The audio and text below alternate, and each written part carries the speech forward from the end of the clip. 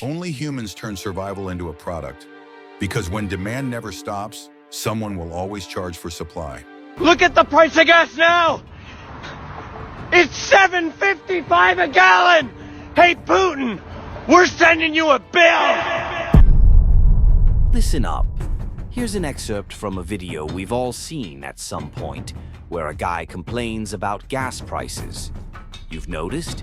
It's the kind of video where he's ranting that everything is too expensive now, but before it was so much simpler. The gas prices keep rising, and it's a hot topic in every corner of the street. You know what? He's absolutely right. The prices are crazy today. What you don't know is that, well, this was back in 2020, not too long ago.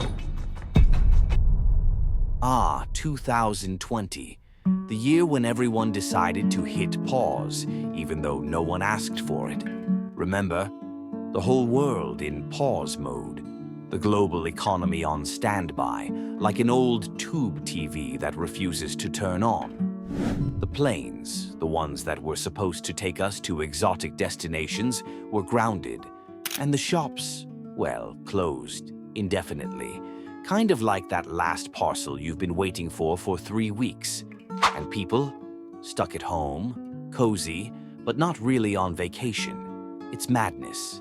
Factories moving at the pace of a sleep-deprived snail, borders closing like they were locked with a key forgotten in a drawer.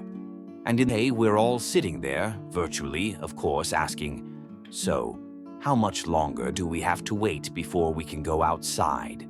But during all this time, something absolutely incredible was happening behind the scenes. Oil was being given away, or rather, they were begging you to take it, even paying you to take some. Yes, oil.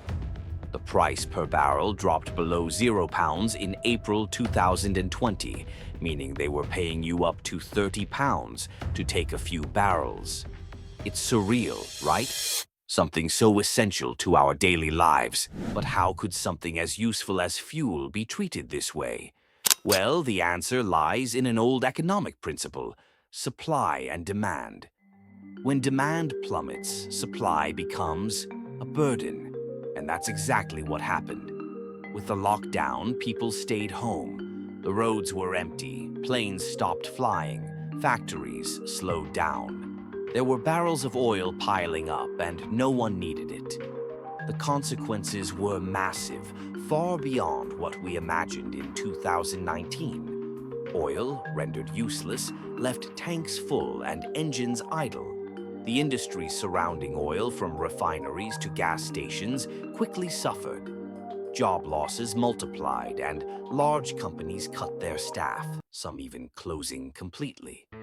Thriving companies were caught in a whirlwind of layoffs and closures, creating a true economic catastrophe. In the UK, the impacts were particularly dramatic.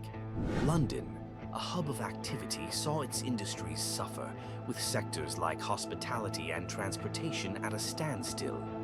Pubs, cultural institutions in their own right, had to close, and small businesses struggled to survive. It all created an almost surreal economic scene, where recovery seemed a distant prospect. Thankfully, the crisis didn't last forever. Slowly, bit by bit, things started to pick up. Lockdowns were lifted, people returned to work, and the demand for oil began to rise again. Production adjusted, and like magic, prices stabilized.